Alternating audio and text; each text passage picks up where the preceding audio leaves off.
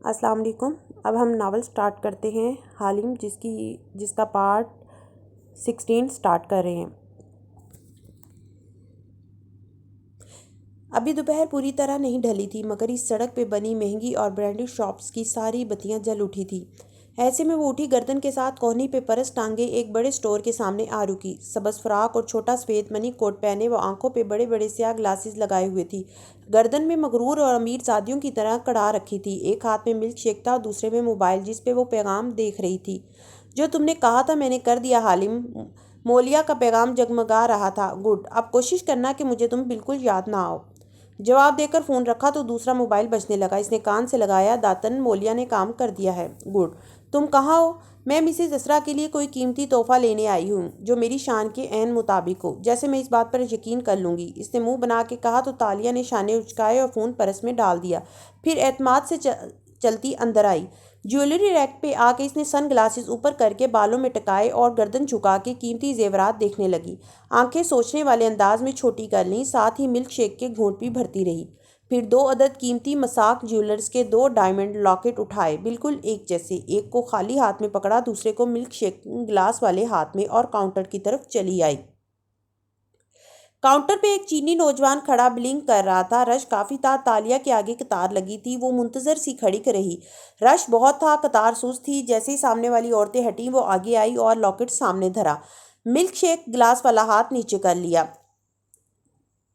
نوجوان نے بل بنا کے دیا تو اس نے پرس سے نوٹوں کی گڈی نکال کے رکھی۔ لڑکے نے پیسے رکھ لیے اور لاکٹ کا سیکیورٹی ٹیگ اتارا۔ اگر یہ ٹیگ لگا رہے تو دکان سے باہر لے جانے کی صورت الارم بج جاتا ہے۔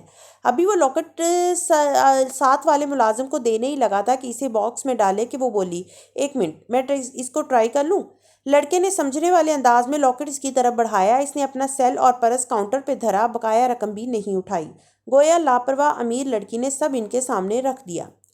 پھر ملک شیک سے گھونٹ بھرا اور آئینے تک آئی جو قریب میں لگا تھا۔ اب اس نے دھیرے سے ٹیگ اترا لاکٹ ملک شیک میں گلاس میں گرا دیا اور خود ٹیگ والا دوسرا لاکٹ گردن میں پہن کے دیکھنے لگی۔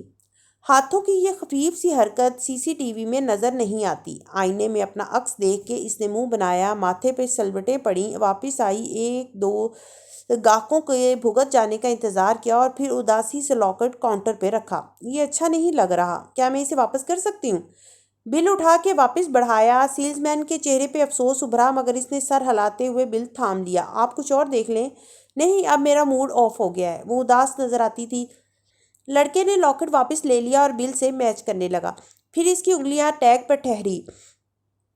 تالیہ نے کھڑکی سے باہر دیکھا اور اونچا سا بولی، اف، باہر کتنی حیض پھیلی ہے۔ اس نے تو KL اور تائی UN میں کوئی فرق ہی نہیں چھوڑا۔ حیض وہ دھند ہوتی ہے جو انڈونیشیا کے جنگلات جلانے سے ملائیشیا تک پھیل جاتی ہے۔ وہ چونک کے اسے دیکھنے لگا۔ آپ تائی UN جا چکی ہیں؟ تائی UN چائنا کا انتہائی فضائی آلودگی کا شکار ایک شہر ہے۔ جا چکی؟ کیا مطلب؟ میں بڑی ہی وہیں ہوئی ہوں، وہ مسکرا کے چینی زبان میں بولی تو وہ خوشگوار حیرت سے مسکرایا۔ میرے والد کا آدھا خاندان وہیں سے ہے، ہم بھی وہیں رہتے تھے۔ یہ آپ کے پیسے؟ اس نے لاکٹ واپس کروا دیا اور پیسے اس کے حوالے کر دیے۔ خوشی ہوئی آپ سے مل کر۔ تالیہ نے شکریہ ادا کر کے ملک شیک کا گلاس اٹھایا، سن گلاسز آنکھوں پہ گرائے اور اسی اعتماد سے چلتی ہوئی باہر نکل گئی۔ آرام سے کار تک آئی، اندر بیٹھی، گلاس کا آخری گھونٹ بھرا اور ٹیشو سے نیچے بیٹھا لاکٹ نکال کر صاف کیا اور مسکرائی۔ ہے کوئی حالم جیسا؟ ہاں؟ تنگو کامل محمد کے گھر پہ شام اترنے لگی تھی جب ایڈم نے بیرونی گیٹ کی گھنٹی بجائی۔ دل دھڑک رہا تھا، بار بار لبوں پہ زبان پھیرتا تھا، مگر جنون اس سے بڑا تھا، کھوج لگانی ہی تھی۔ دروازہ کھلا تو ایک ملازم دکھائی دیا۔ مجھے مسز شیلا سے ملنا ہے، میں وان فاتح کا باڈی مین ہوں۔ ملازم نے فوراً راستہ چھوڑ دیا اور اسے پورچ تک لے آیا، پھر وہیں رکنے کو کہا۔ ایڈم بے چینی سے آگے پیچھے ٹہلنے لگا۔ دروازہ کھلنے کی آہٹ ہوئی تو فوراً سیدھا ہوا۔ مسز شیلا باہر نکلی تو اس نے فوراً جھک کے سلام کیا۔ انہوں نے مسکرا کے جواب دیا، کیا آپ کو وان فاتح نے بھیجا ہے؟ نہیں میڈم، میں ذاتی کام کے سلسلے میں حاضر ہوا۔ وہ ذرا جھجکا، مگر انہوں نے مسکرا کے بتاؤ کہا تو اس کی ہمت بڑھی۔ اس روز جب ہم آپ کے گھر آئے تھے تو آپ کی نوکرانی تھی ایک تالیہ مراد نام کی، مجھے اس سے ملنا ہے۔ ہماری تو اس نام کی کوئی ملازمہ نہیں ہے، وہ سکون سے بولی تو ایڈم کا دل دھک سے رہ گیا، منہ کھل گیا۔ نہیں ہے؟ Are you sure? اس نے جھٹ موبائل نکالا اور ایک تصویر سامنے کی۔ یہ آپ کی نوکرانی نہیں ہے؟ مسز شیلا نے ایک اچٹتی نگاہ سنہرے بالوں والی لڑکی پہ ڈالی۔ میں تو اس لڑکی کو پہلی دفعہ دیکھ رہی ہوں، میں تو اسے نہیں جانتی۔ پھر کلائی پہ بندی گھڑی دیکھی، کچھ اور یا نہیں، انداز پرخلوص ہی تھا مگر اس میں عجلت تھی۔ ایڈم کا چہرہ بجھ گیا، اب اپنا آپ انتہائی بیوقوف دکھائی دینے لگا۔ آہستگی سے اس نے فون جیب میں ڈالا اور سر نفی میں ہلایا۔ آپ نے اتنا وقت دیا، اس کا شکریہ۔ سوری کہ میں نے یہ وقت ضائع ہی کیا۔ معذرت کر کے وہ لٹکے چہرے کے ساتھ مڑ گیا۔ مسز شیلا اسے جاتے دیکھتی رہی، پھر واپس اندر آ گئیں۔ لاؤنج میں سامنے تنگو کامل کھڑے تھے، انہیں دیکھ کے تفکر سے ابرو اکٹھے کیے تالیہ کا پوچھ رہے تھے۔ ہاں میں نے وہی کیا جو آپ نے کہا تھا، مگر کامل وہ الجھی۔ ہم تالیہ کے اپنے ہاں کام کرنے کا ہر ریکارڈ کیوں مٹا رہے ہیں؟ کیونکہ وہ لڑکا زین العابدین مولیا میرے پاس آیا تھا، میرے حریف کی کمپنی سے ہے، وہی جس کو تالیہ نے لیپ ٹاپ دیا تھا۔ وہ تلخی سے کہتے ہوئے صوفے پہ جا بیٹھے۔ وہ مجھے دھمکا رہا تھا کہ وہ جانتا ہے میں نے ان کے پروڈکٹ کا فارمولا چرا لیا ہے، وہ بھی غیر قانونی ملازمہ کے ہاتھوں کا۔ جانتی ہو غیر قانونی ملازمہ رکھنا کتنا جرم ہے؟ بہت کر لی ہم نے بچتے، وہ کیس کرنے کی دھمکی دے کر گیا ہے، فراڈ اور چوری میں پکڑا جا سکتا ہوں میں، اس لیے ہم گھر سے تالیہ کا سارا ریکارڈ غائب کر دیں گے۔ یہ وان فاتح کا باڈی گارڈ کم اور پولیس کا بندہ زیادہ لگ رہا تھا۔ شاید یہ لوگ میری تفتیش کر رہے ہیں۔ وہ تائی ڈھیلی کر رہے تھے، گویا سانس لینا بھی دشوار ہو رہا تھا۔ مگر مسز شیلا کچھ اور سوچ رہی تھی۔ تالیہ تصویر میں بڑی فرق لگ رہی تھی، بنی سمری مختلف سی، اتنے پیسے لے کر گئی ہے، خود کو سنوارنا آ ہی گیا ہوگا۔ بہرحال آئندہ میں تالیہ کا نام نہ سنوں۔ وہ دو ٹوک انداز میں کڑوے پن سے بولے تو مسز شیلا نے شانے اچکا دیے۔ بس سارے مسئلے میرے ملازموں سے ہی ہوتے ہیں ان کو، ہوں، اور سر جھٹک کے آگے بڑھ گئیں۔ حالم کے گھر بھی دوپہر ڈھل چکی تھی اور شام کی آمد لگتی تھی۔ داتن تہ خانے کی سیڑھیاں اتر کے نیچے آئی، جہاں میز پہ چند مشینیں اور آلات رکھے تھے۔ تالے زمین پہ بیٹھی تھی اور گود میں ایک ڈبہ اٹھا رکھا تھا جس میں لاکٹ ڈال رہی تھی۔ ڈبہ اسی ڈیزائنر جیولر کا تھا۔ آگے پیچھے 4 ایسے ہی ڈبے رکھے تھے، گویا ان کو مشکل وقت کے لیے جمع کر رکھا ہو۔ کیسے چرایا؟ وہ کمر پہ ہاتھ رکھے اس کے سر پہ آ کھڑی ہوئی۔ ملک شیک سکیم، ہنس کر بولی اور ڈھکن احتیاط سے بند کر دیا۔ خریدنا تو تمہاری شان کے خلاف ہے۔ اب میں اپنی حرام کی کمائی ایک سیاستدان کی بیوی پہ کیوں خرچ کر لوں؟ ہاں بھلا، وہ بے نیازی سے بولی اور ڈبہ لیے اٹھی۔ داتن نے ایک نظر اطراف میں ڈالی۔ کمرے کے چاروں کونوں میں لکڑی کے بند ڈبے رکھے تھے، نوادرات اور پینٹنگ جو اتنے سال میں انہوں نے اکٹھے کیے تھے، تالیہ کا حصہ تھا۔ داتن اپنا حصہ کہاں رکھتی تھی اس نے کبھی نہیں بتایا۔ ایک سیف بھی بنا تھا جس کے لاک جدید طرز کے تھے اور اس میں تمام ہیرے جواہرات مقفل رکھے تھے، مگر جزیرے پہ محل خریدنے کے لیے یہ سب کم تھا۔ میں اب ڈنر کے لیے تیار ہونے جا رہی ہوں۔ وہ ڈبہ اٹھا کے اٹھ گئی تو داتن نے اس کے جانے کا انتظار کیا، پھر تیزی سے میز تک آئی، آنکھوں پہ چشمہ چڑھایا اور پرس سے ایک پرنٹ آؤٹ نکال کے سامنے کیا۔ تالیہ کی گردن کے پیچھے والا گول نشان۔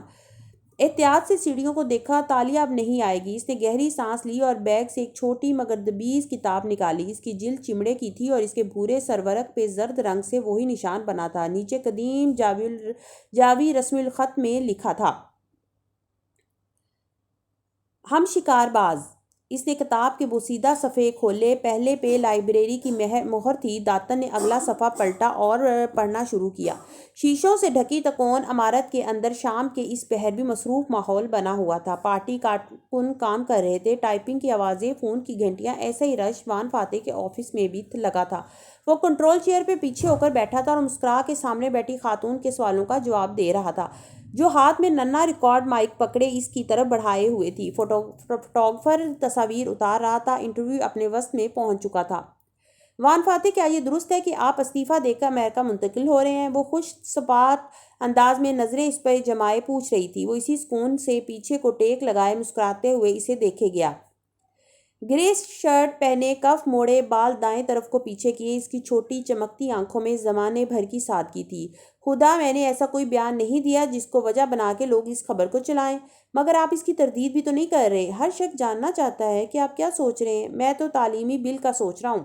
آپ کے خیال میں اشر محمود چیئرمین بننے کے اہل ہیں؟ اشر بہت قابل اور بہت ٹیلنٹڈ نوجوان ہے۔ میرا خیال ہے وہ زندگی میں بہت ترقی کرے گا اور میں اس کو زندگی کے ہر نیک مقصد کے لیے گڈ لک کہتا ہوں۔ اشر میری فیملی ہے، مجھے بہت عزیز ہے۔ مگر اس کی آنکھوں میں مسکراہٹ کے ساتھ کچھ اور بھی تھا جو رپورٹر کو مزید سوالات پہ اکسا رہا تھا۔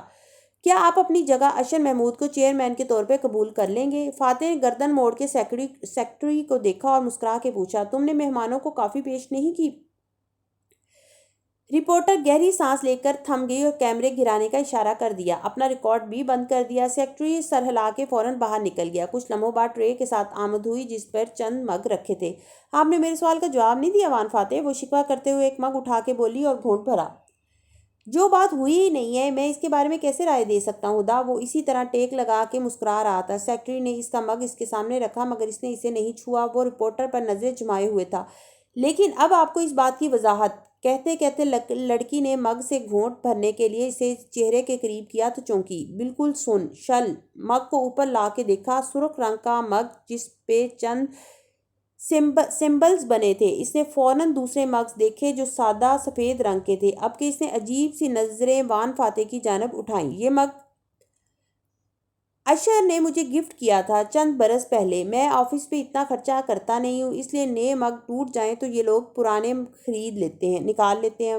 مسکرا کے کہتے ہوئے اس نے اپنا مگ اٹھایا اور پینے لگا مگر لڑکی یک ٹک اس مگ کو دیکھے جا رہی تھی۔ اور اشر صاحب کو یہ مگ کسی نے سووینیر کے طور پر دیا ہوگا۔ ہاں شاید اس کے دوستوں نے، مگر خیر یہ کوئی اتنی بڑی بات نہیں ہے۔ انسان کے ہر طرح کے دوست ہوتے ہیں۔ مگر رپورٹر نے مگ اسی طرح بھرا ہوا واپس رکھ دیا۔ اس کا دماغ چونکا ہوا لگتا تھا۔ گردن موڑ کے اس نے فوٹوگرافر کو خفیف سا اشارہ کیا، اس مگ کی تصویر لو، اور واپس وان فاتح کی طرف متوجہ ہوئی جو اب کلائی پہ بندھی گھڑی دیکھ رہا تھا۔ ہم اس کو ریپ اپ کر سکتے ہیں، اب مجھے ایک ڈنر پر پہنچنا ہے سر، بس 2 سوالات مزید، وہ بشاشت سے کہتی سلسلہ کلام وہیں سے جوڑنے لگی۔ اس کو خبر مل گئی تھی۔ وان فاتح کے گھر کا لان لائٹ سے جگمگا رہا تھا، اندھیرا چھانے لگا تھا اور ملازموں کی چہل پہل میں بھی اضافہ ہو چکا تھا۔ اسرا لابی میں کھڑی تالیہ سے مل رہی تھی۔ یتیم خانے والے واقعے کا اس کے چہرے پر شائبہ تک نہ تھا۔ بھورے بال نفیس جوڑے میں بندھے، گہری نیلی سکرٹ اور بلاؤز پہنے، گردن سے موتیوں کی لڑی چپکائے وہ خوبصورت اور باوقار لگ رہی تھی۔ مسز اسرا، امید ہے آپ کے مصروف شیڈول میں مخل نہیں ہوئی ہوں گی۔ تالیہ نے اپنا سفید ہیٹ اتار کے سٹینڈ پر لگے کھونٹی پہ اٹکایا۔ سنہری بالوں کی فرانسیسی چوٹی بنا کے اسے بائیں کندھے پہ ڈالے وہ پیروں تک آتا گلابی لباس پہنے ہوئے تھی اور کندھوں پہ نارنجی رنگ کا منی کوٹ تھا۔ ایسے لباس وہاں عموماً چینی عورتیں پہنتی تھیں۔ مجھے مہمان اچھے لگتے ہیں تالیہ، بے فکر رہو۔ اسرا کہنے کے ساتھ اسے آگے لے آئی۔ بٹلر نے ادب سے دروازہ کھولا اور وہ دونوں ڈرائنگ روم میں داخل ہوئیں۔ تالیہ نے میز پہ لاکٹ باکس کا بیگ رکھا تو اسرا نے بیٹھتے ہوئے افسوس سے اسے دیکھا۔ اس کی کیا ضرورت تھی تالیہ؟ مجھے آپ کے شان لگا تو میں نے لے لیا، مسکرا کے بولی تو اسرا آگے کو بڑھی، باکس بیگ سے نکالا اور واپس ٹیک لگا کر اس کا ڈھکن ہٹایا۔ لاکٹ دیکھ کے اس کے ابرو پسندیدگی سے اٹھے، بے عیب، اور مسکرا کے باکس بند کر کے ایک طرف دھرا جیسے وہ قیمتی تحفوں کی عادی ہو۔ ابھی 10 منٹ ہی گزرے تھے کہ ملازم کنکھار کے اندر داخل ہوا اور اسرا کی طرف فون بڑھایا۔ آپ کے بینک سے ہے۔ اس وقت اس نے حیران ہو کر اسے کان سے لگایا۔ دوسری جانب داتن مہذب انداز میں پوچھ رہی تھی، مسز اسرا آپ کے اکاؤنٹ سے ایک بھاری رقم آج نکالی گئی ہے، آپ مجھے اپنا اکاؤنٹ نمبر کنفرم کر سکتی ہیں؟ 1 منٹ تالیہ، مجھے ایکسکیوز کرنا ذرا، معذرت کرتی وہ فون کان پہ لگائے باہر نکل آئی۔ چند منٹ بعد اسرا فون پہ خفگی سے بولتی واپس ڈرائنگ روم کی طرف جاتی دکھائی دی۔ آپ نے میرا اتنا وقت ضائع کروایا اور اب آپ کہہ رہی ہیں کہ اسرا محمد کا معاملہ تھا۔ میں اسرا محمود ہوں، فار گیٹ سیک، وہ اور اندر داخل ہوئی۔ سوری تالیہ، میں چوکھٹ پہ وہ ٹھٹک کے رکی، چہرے پہ خوشگوار مسکراہٹ در آئی۔ اس کے دونوں بچے تالیہ کے برابر صوفے پہ بیٹھے تھے، ایک 11 سال کا لڑکا اور ایک 8 سال کی بے حد لمبے بالوں والی بچی۔ ارے تم لوگ ادھر کب آئے؟ میں نے بلوایا تھا، مجھے ان سے ملنا تھا، اچھی کمپنی دیتے ہیں یہ، مسکرا کے وہ کہہ رہی تھی۔ اسرا فون پہ بینک آفیسر کو جھڑکتے ہوئے سلسلہ کلام منقطع کرنے لگی اور اسی اثنا میں تالیہ آہستہ سے اپنا ہاتھ بچی کے پیچھے لے گئی۔ بچی تالیہ اور اپنے بھائی اسکندر کے درمیان بیٹھی تھی۔ تالیہ نے بچی کے پرلی طرف کمر پہ زور سے چٹکی کاٹی اور پھرتی سے ہاتھ کھینچ لیا۔ کن اکھیوں سے CCTV کیمرے کا رخ بھی دیکھ چکی تھی، وہ گھوم رہا تھا، اس طرف متوجہ نہیں تھا۔ جولیا نہ چیخی اور فوراً بائیں طرف بیٹھے بھائی کی ران پر تھپڑ دے مارا۔ اس نے جواباً طیش اور شوق سے جولیانا کا کان مروڑا۔ ماما اس نے مجھے مارا ہے، ماما اس نے مجھے پہلے مارا تھا۔ وہ ایک دم رونے لگی تو اسرا خفگی سے کھڑی ہوئی۔ بیٹا آپ گیسٹ کے سامنے کیا کر رہے ہو؟ چلو اٹھو، میں آپ کو آپ کے کمرے میں لے جاؤں۔ اٹس اوکے مسز اسرا، بچے ہیں یہ اور ان کو یہ بچپن دوبارہ نہیں ملے گا۔ اور پھر مسکرا کے اپنے پرس میں ہاتھ ڈال کے بند مٹھی میں کچھ نکالا اور گھوم کے جولیانا کی طرف متوجہ ہوئی۔ او ہو بیبی، رو کیوں رہی ہو؟ چلو میں تمہیں ایک میجک دکھاتی ہوں۔ آواز کو پورا اسرار بنایا تو سکندر گردن نکال کے چونک کے دیکھنے لگا مگر جولیانا ہنوز روئے جا رہی تھی، اسے کچھ نہیں سننا تھا۔ یہ دیکھو، یہ چاکلیٹ میری مٹھی میں ہے نا؟ اس نے چاکلیٹ دکھا کے مٹھی بند کی اور پھر کھولی، مٹھی خالی تھی۔ جولیانا ہتھیلی سے آنسو رگڑتی رک گئی۔ اسکندر کا منہ کھل گیا۔ چاکلیٹ کہاں گئی؟ ننھی پیاری بچی حیرت سے تالیہ کو دیکھ کے بولی۔ اسکندر کی جیب میں۔ اسکندر چونکا، جلدی سے جیب میں ہاتھ ڈال کے باہر نکالا تو اس میں ایک چاکلیٹ تھی۔ واو! وہ حیرت زدہ سا مسکرایا۔ تالیہ نے آنکھیں گھما کے اسرا کو دیکھا تو وہ اسی طرح کھڑی محظوظ نظر آ رہی تھی۔ یہ تم نے کیسے کیا؟ میجک، اس نے آنکھ سے ہلکے سے آنکھ دبائی، میرے ساتھ بھی کرے نا۔ جولیانا نے بے چینی سے جلدی جلدی آنکھیں رگڑی، پھر حسرت سے اسکندر کو دیکھا جو اپنی جادوئی چاکلیٹ کو تہیر اور خوشی سے کھول رہا تھا۔ تالی اس کی فرمائش پہ ذرا کنفیوز نظر آئی، پھر پرس کنگھالا اور کچھ مٹھی میں نکالا۔ جولی ان کو تنگ نہ کرو، اسرا سامنے بیٹھتے ہوئے بولی، مگر تالیہ نے روک دیا۔ نہیں، ایک اور میجک ٹرک تو میں دکھا ہی سکتی ہوں، مجھے کوئی باریک چیز دیں۔ ادھر ادھر متلاشی نظروں سے دیکھا، پھر اسرا کے ہاتھ کو دیکھ کے ٹھہری۔ جولیانا، ماما سے ان کا بریسلیٹ لے کر آؤ۔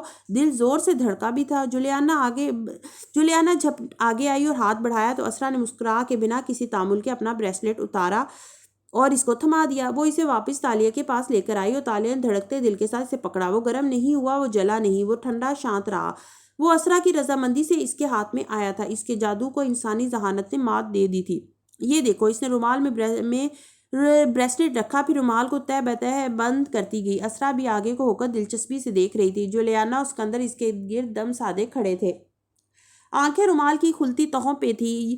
یہ کھلی آخری تہ اور اندر ایک ننا پھول رکھا تھا۔ بریسلیٹ غائب تھا۔ بچوں کے منہ کھل گئے۔ اسرا کے ابرو اکٹھے ہوئے۔ جولیانا، یہ پھول آپ اپنی پاکٹ میں ڈال لو۔ جولیانا نے خوشی خوشی اسے اٹھایا، پاکٹ میں ڈال دیا۔ اور ماما کا بریسلیٹ؟ اسکندر بے چین ہوا، وہ تو تالیہ نے چرا لیا۔ وہ مسکرا کے بولی تو اسرا مسکرا دی۔ بچے حیران ہوئے تو ہنس دی۔ ذرا وہ پھول نکالو۔ جولیانا نے جیب میں ہاتھ ڈال کے باہر نکالا تو اس میں کوئی پھول نہ تھا، بلکہ اس میں چمکتا دمکتا بریسلیٹ تھا۔ واو! اسکندر نے تالی بجائی اور جولیانا مسکرانے لگی۔ اس نے بریسلیٹ خود پہن لیا اور اسرا نے منع نہیں کیا، اسے اپنے بچوں سے زیادہ کوئی عزیز نہیں تھا۔ اوکے، بہت ہو گیا بچوں، اب آپ جاؤ اور مجھے اپنی گیسٹ کے ساتھ باتیں کرنے دو۔ اسرا خود بھی کافی محظوظ ہوئی تھی، لیکن اب بہت ہو چکا تھا۔ بچے تالیہ کو خوش اخلاقی سے خداحافظ کہہ کے آگے بڑھ گئے۔ ٹرکس کا راز پوچھنا بد اخلاقی نہ ہوتا تو میں ضرور پوچھتی، مجھے آپ خوش اخلاق ہی پسند ہے۔ اسے مسکرا کے کہتے ہوئے پرس کو بند کیا اور آستین کے اندر چھپایا اصلی بریسلیٹ پرس میں گرا دیا۔ اس کی توقع کے عین مطابق بچی نے بریسلیٹ ماں کو فوراً واپس نہیں کیا تھا، اس لیے وہ کم از کم ابھی فرق نہیں پہچان سکے گی۔ گو کہ داتن کے نکال پہچاننا مشکل تھا، مگر اسرا ایک آرٹ کلیکٹر تھی، پھر بھی فی الحال کوئی خطرہ نہ تھا۔ کھانے کی لمبی ڈائننگ ہال میں سجی دکھائی دی اور اس پر تالیہ سربراہی کرسی کی سیٹ پہ بیٹھی نیپکن گود میں پھیلا رہی تھی۔ ملازم اشیاء لا کے رکھ رہے تھے۔ اسرا گاڑیوں کی آواز سن کے باہر چلی آئی۔ اچھا لگا آپ کو دیکھ کے تالیہ؟ اشر کی آواز پہ اس نے سر اٹھایا، وہ سامنے سے چلا آ رہا تھا۔ تالیہ کی بے چین نظروں نے اس کے تعاقب میں دیکھا، وان فاتح نہیں تھا۔ پھر وہ جبراً مسکرا کے اشر کی طرف متوجہ ہوئی۔ اتنی پرتکلف دعوت کا شکریہ اشر صاحب، امید کرتی ہوں آپ آگے بھی میرا ساتھ دیں گے، اور میں یہ جاننے میں انٹرسٹڈ ہوں کہ آپ کس کی سفارش لائی ہیں۔ وہ کرسی پہ بیٹھتے ہوئے بولا، نیپکن اٹھا لیا۔ گرے سلک ڈریس شرٹ پہنے بغیر کوٹ یا ٹائی کے وہ بالوں کو سامنے سے اٹھائے کافی تیار لگ رہا تھا۔ گاہے بگاہے ایک گہری نظر اس پہ ڈالتا، گویا اسے پڑھنے کی کوشش کر رہا ہو۔ وہ بس ہلکا سا مسکرا دی اور سر جھکا کے نیپکن درست کرنے لگی۔ فاتح بھی ساتھ ہی گھر میں داخل ہوا تھا، مگر اسرا نے اس کو باہر روک لیا تھا۔ میں اس کو لاکھوں کی مالیت کی 2 پینٹنگ بیچنا چاہتی ہوں۔ فاتح پلیز یہ بات یاد رکھنا، وہ منت اور تنبیہ دونوں کر رہی تھی۔